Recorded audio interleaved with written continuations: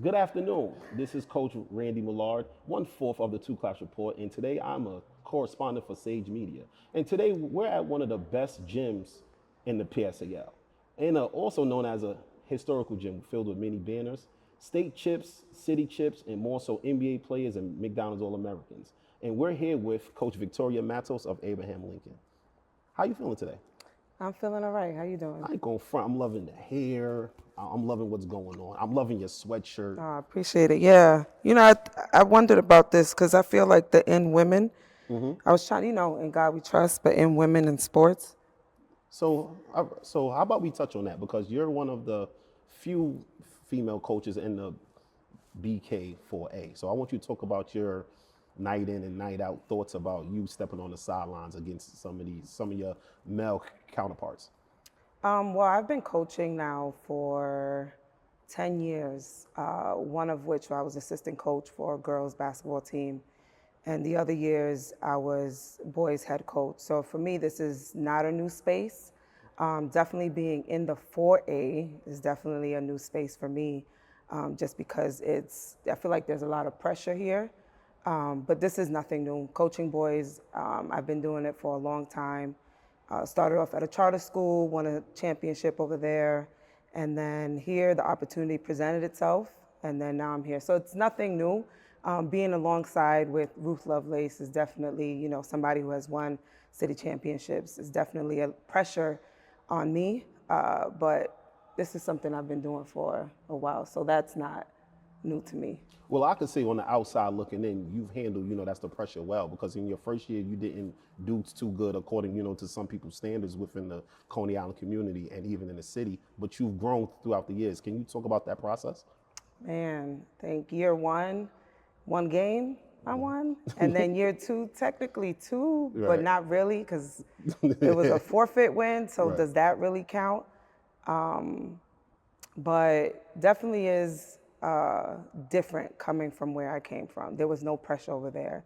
Small school, coming into this space, and then now my third year, we did better, made some changes as far as how I coached, how I ran practice. So we definitely had a better third year. But year one and year two, man, that was very eye-opening for me. Speed of the game is a lot different from where I came from, and just the expectations of AA basketball now 4A, but the expectation here is different. The crowd is different, so yeah.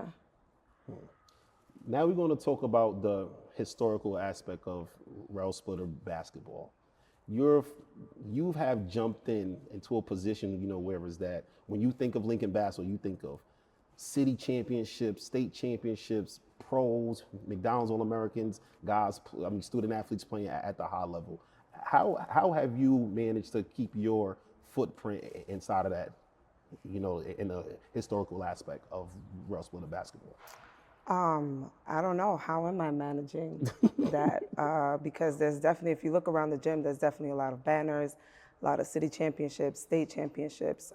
But I know when I first got this position, one of my good friends told me to just kind of not try to follow what has been done here, but just try to do things my own way. But it's hard to kind of do things your own way when this is all surrounding you. I'm practicing here every day. I see the banners, and it's kind of like, what can I do to kind of bring the energy back to the gym? 2017 was the last one here for city and state, so it's hard to try to follow in those. Definitely hard to follow in those footsteps because it's big shoes to fill. But I took my friend's advice and, kind of had to tell myself to enjoy the process and trust my process and kind of learn as I go. Like the first 2 years, I had to reevaluate to see like what wasn't working, what was working. Even last night, I sat down and watched the game, and it was us versus Eagle Academy 2 years ago, and I was like, going into the second half, 14-43.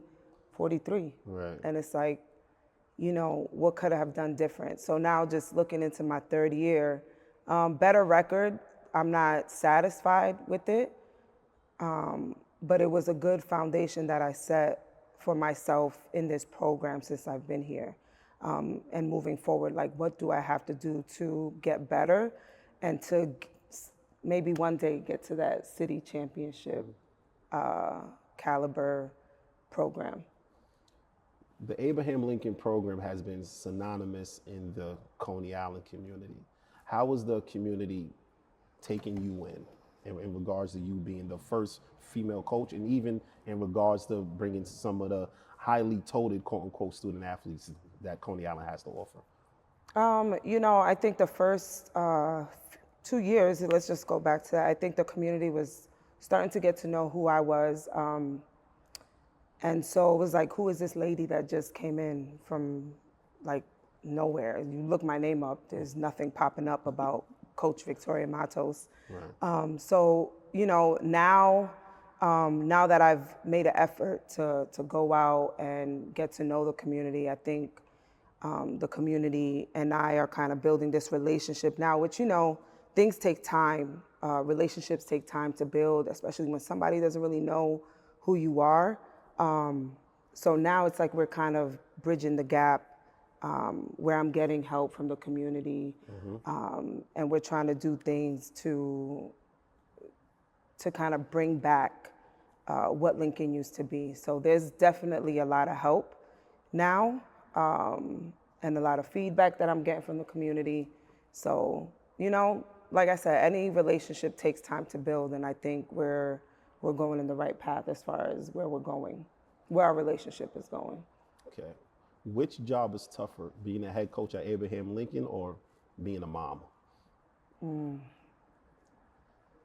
be honest now. Don't go me and you like. No, I'm really trying to think about it, because there's pressure from both ends, because you want to do right by the kids that you oversee, right? I'm a mom of 2, boy and a girl, but then I'm also a coach of so many kids here, 15 plus kids. So I don't know which one is harder. I think they equally both have the same pressure, because you want to do right by the kids, but then this might be your first go round at it. This is my first go round at being a head coach in a 4A school. This is my first go round at being a mom. I don't think anybody is truly prepared for any situation that motherhood brings, or that even coaching brings. Yeah, I've been coaching for so long, but when I got here, it presented itself with new challenges and new obstacles, and that's the same thing with motherhood. Every day is presented with new obstacles. Like, now is my first time being a mom of a soon-to-be 18-year-old.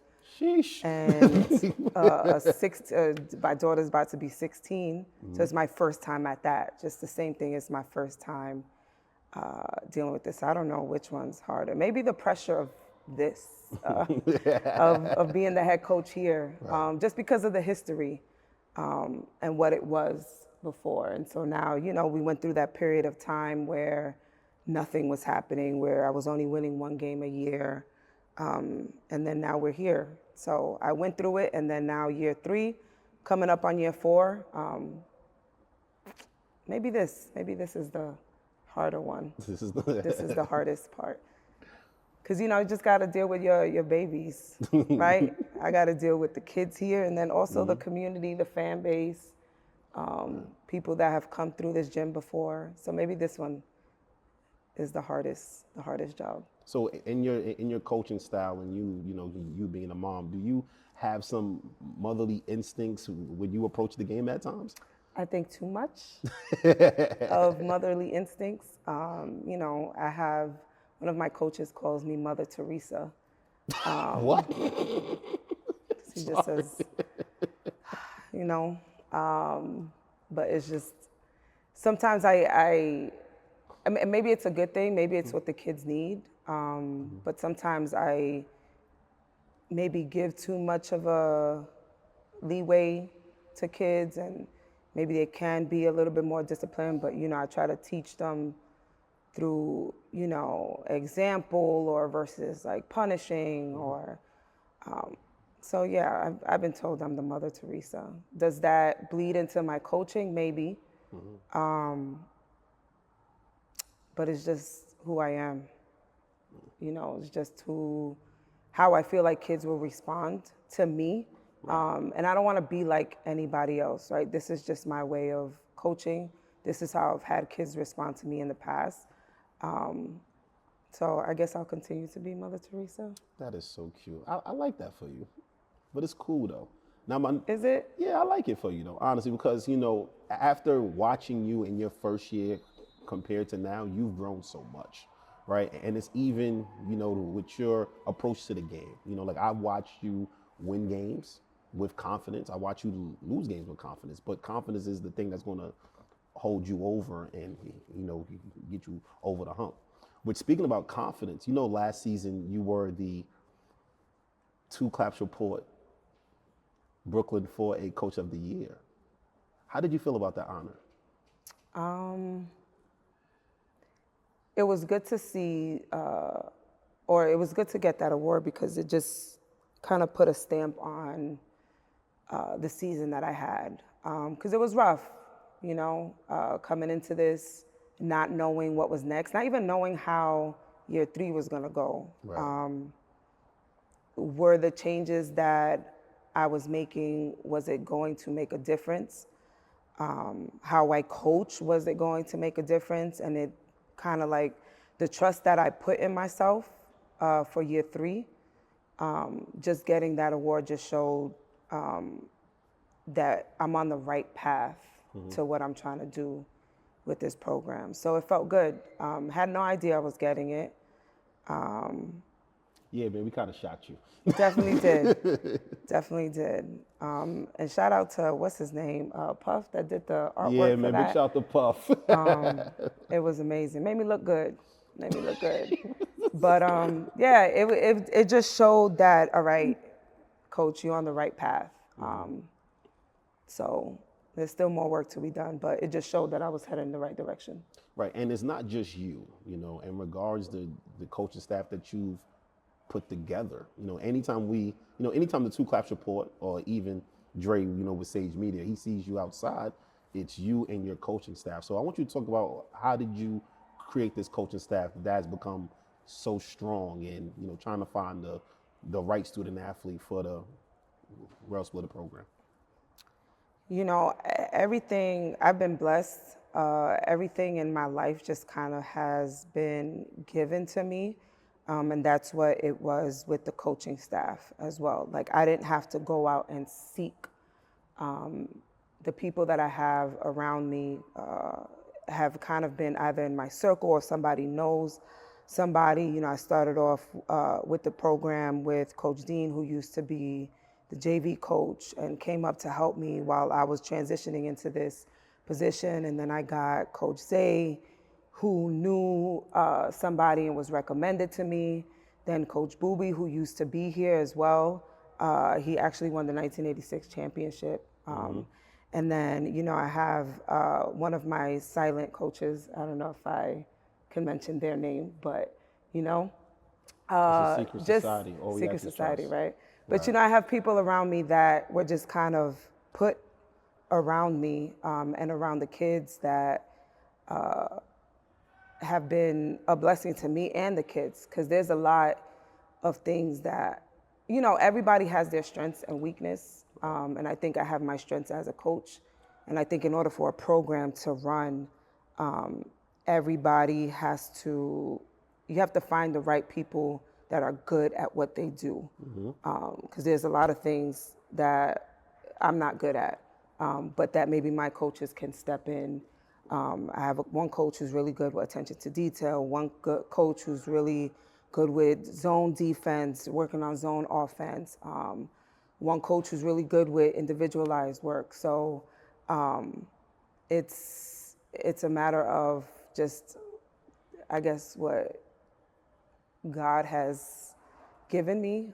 Even the head coach for JV, Coach Juju, I went to high school with him. Juju was dead nice. Yeah, he played with my brother Juju was dead nice. in high school. I took a couple college classes with him, and then when our JV coach took a head coach position at another school. Tariq, big shout out to him. Yeah, That's my boy.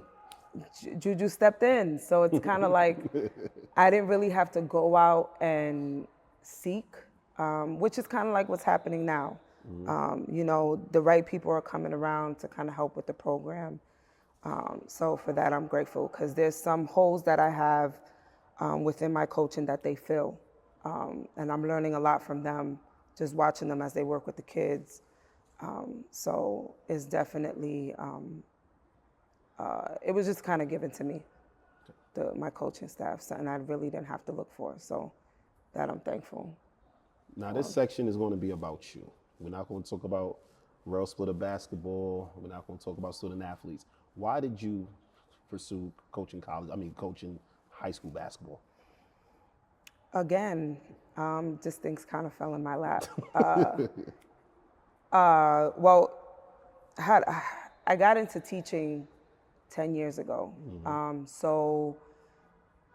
But my whole goal was to be in the military for 20 years. But then, you know, I got pregnant with my son and I had to figure out something different for me to do. Moved back to New York, went to school, had no idea what I wanted to do.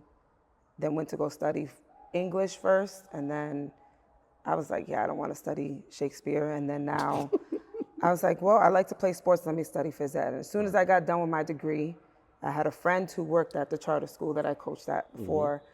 And she just became the administrative person for physical education. She hired me, and then my first year there, the AD asked, do you want to be an assistant for the girls? I said, yeah, no problem. I'll do it. And that head coach is still there at Brooklyn Prospect. Learned a lot from him. And then the next year, the head coach position for boys came up. And then, hey, you know, that summer, I made it a point to go to all the games because I was having a tough time with those boys in my class. Oh my gosh. My first year teaching, I said, oh man, these kids are giving me such a tough time where I said, I'm gonna go to all their summer games to build a relationship with them because we're gonna have a better year next year. And then I was at all their games, and next year the position became available. I had to coach one game because the head coach at the time couldn't be there. And that was at the Brooklyn Star Dome. I don't know if they're still doing scrimmage wars, but that's what it was, scrimmage wars back then. Coached So the did game you with win? them. Did we win? No, we lost by 1 point. You lost by one? 1 point. I forgot to who, but It's a loss. It's a loss, but all right. it was definitely a good game. And then the following year, again, the position became available, and that's how I got that. And it was female AD who gave me that position. And then from there, I've been coaching ever since. And it took me a while over there too to kind of, we had a good 3 years, but then our 4th year, we won the championship, but that's because I was with those boys for 4 years. And then after that, we had good seasons, and then I ended up here. So again, just like how I got my my assistant coaches that kind of been given to me, this is the path that life has led me, because my intention was to stay in the military for 20 years and retire. And that just didn't work out. And I'm glad it didn't work out, because now I'm sitting here having a conversation about being a coach in this tough division. In this tough division. So with your sweatshirt, it says, "In Women in Sports, We Trust." How was it important to be a woman head basketball coach coaching boys? I get this question asked a lot. For me, it's just coaching basketball. For me, Okay. it's just coaching basketball. Maybe to the outside world, what is this woman doing? I know that was like the feedback I got, like when I first got here. Who is this lady? Does she even know what she's doing? And I don't really think it had anything to do with my gender. It just had everything to do with who are you? But I think it's important for young girls to see me in this position, or any woman in leadership position, especially in a male-dominated space. I think it's important for young girls to see that. But for me, it's just about coaching basketball. It's never about coaching boys or coaching girls. It's just about coaching kids and teaching them the right way to play, making them better on and off the court, making them leaders. So it's never a gender thing for me. Do you see yourself coaching at the collegiate level? Honestly, I see it. I don't know if you see it, but I see it for you. If the opportunity was to come up, I think if the opportunity was to come up, yes, but I like working at the high school level. So do I see myself? Maybe JUCO, because I'm all about working with the kids that need a second chance. right? Or that need some time to kind of get it together, whether it's academics or any character issues or just on-court skill issues that they may need before they get ready to go into their 4-year school. But I like teaching at this level. I like coaching at this level. So if the opportunity presents itself, who wouldn't? But I like where I'm at.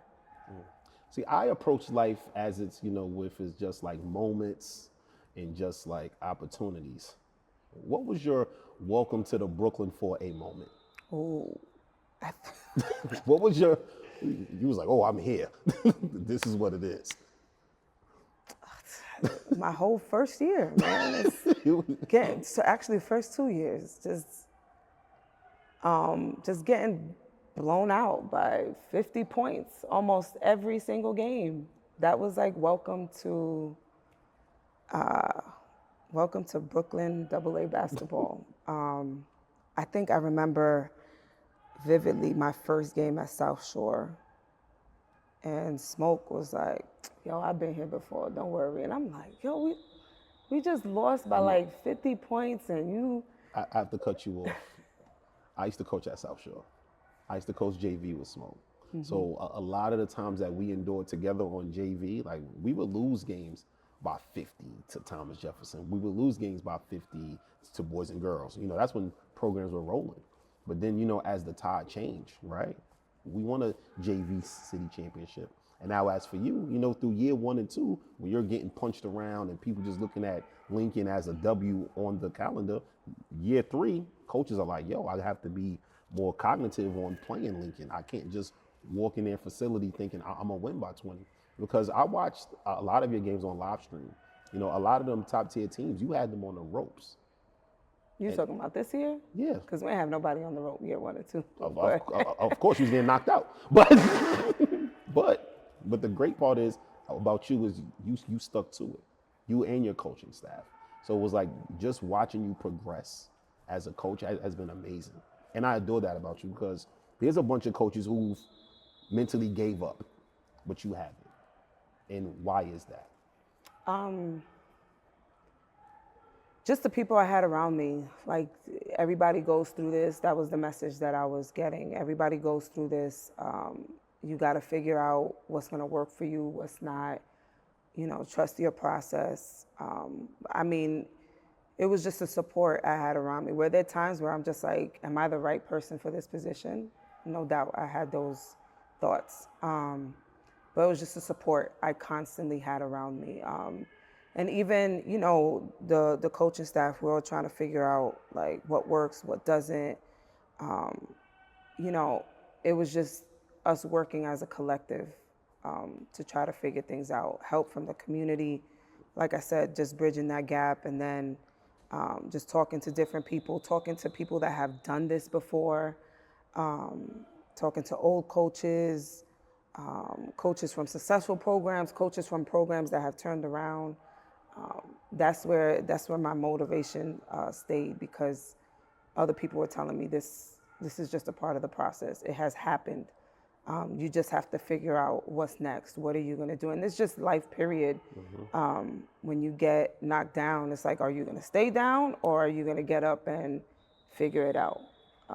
Because there's always going to be situations where you get knocked down and it's like, are you going to stay down or are you going to give yourself feedback, go look at old games, go look at what didn't work, how you ran your practice, whether your practice were efficient.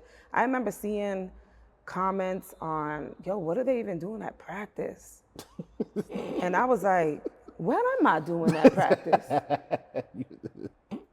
Boy, them comments will put you in a different space. Yeah, but sometimes, comments I'm not gonna lie, like you shouldn't be looking at. To be honest, I stopped looking at that stuff. But when I was looking at it, it was I kind of used to like get your phone calls and your text messages. it was like, yeah, what am I doing at practice? I got to figure this out. Because what if I'm approaching it wrong? Right. You know, a lot of people don't know what's going on inside of my gym. that's good. So they're going to talk about what they see during games. But sometimes people ain't all the way wrong. And so that one comment, I saw a whole bunch of other comments, but that one comment stuck out to me. Yo, what's the preparation like? What is she doing to prepare the kids? And what am I doing to prepare the kids? And I did the next year I changed my practice format because it's different out here in this 4A division. So you kind of have to approach things differently.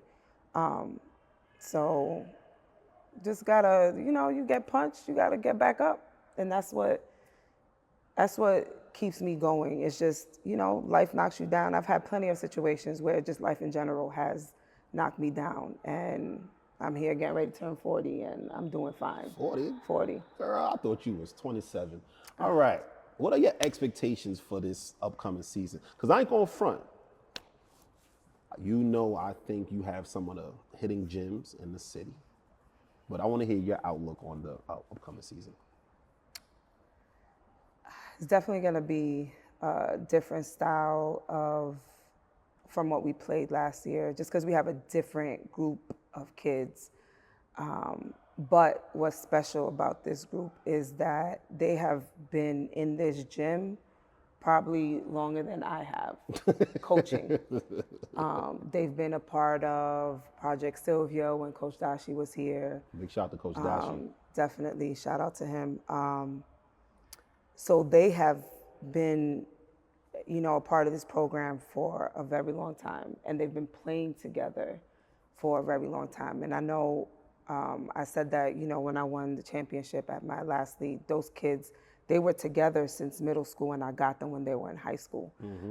And that definitely plays a big difference. The chemistry of a team plays a big difference. So my expectations, obviously, win more games, stay in the fight with a lot of the big hitters. And I want to kind of start winning against Jeff, South Shore, Eagle Brooklyn. They're on my list. But I'm excited for this season. I got a few kids that I'm excited to see what they do their senior year. We got 9 seniors graduating. That's a lot of kids. That's a lot of kids. It's a lot of kids. So I'm excited to see what this season brings. The summer showed a lot of promise with our kids. We played in a lot of things this summer where we were able to work out some kinks and even some preseason stuff. So just, win more games, have fun in the process, and then continue to just trust the process. So to wrap up, do you have any questions for me? Have you seen us play this summer? I've seen y'all play a couple times. Yeah. What do you think? You're going to be very good. Someone on the 2 Claps report said you could be top 3 in the BK4A. And the reason being because, I'm not going to name names, but your guard play is top tier here. It definitely is. The guard play is top tier here. I feel like your wings can do more, but they're going to have to do a lot. No, I know that. Right. And lastly, you have a coaching staff who played at the high level and who just understands the game. And then in segue into that, the kids love playing for y'all. So it's a different type of feel. That's what I'm saying. That's what the difference is. I think, just when I first got this job, everybody was trying to figure each other out. And I think at this point, we all kind of know each other. The kids know the expectation from the coaching staff. And we know what to expect from them, how to make them better, what makes them better. So, yeah, it's definitely, there's a trust right now between the players and the coaches, between the coaches, ourselves. And it's just a matter of, what I learned year 1 through 3, now I'm applying it year 4. So I'm definitely excited about this group. All of our kids, definitely excited. We got Christian Marbury, Makai Gadet, Ethan Austin, Jerry Swaby, Taylor Farrell. These are all my seniors. Damon Higginson. I feel like I'm missing. We have Zion Butler, who sat on the bench last year, but during our preseason stuff showed a little bit of life. I feel like I'm missing somebody. So if y'all watching this and I'm missing you, sorry. But definitely got a group this year. Yeah. How can our viewers and supporters keep in contact with the Abraham Lincoln Rail Splitter program? We're on Instagram, Lincoln Rail Splitters B-Ball. That's how you keep in contact with us. Right. So we're about to leave because it's a glorious Sunday. I'm with Coach Victoria Matos. It's funny because my grandmother's last name is Matos, but it's spelled with 2 T's. But see, you saying it Matos, it's Matos. It's I don't listen. No, it's not. I'm a New Yorker, son. Signing off. We out. Peace.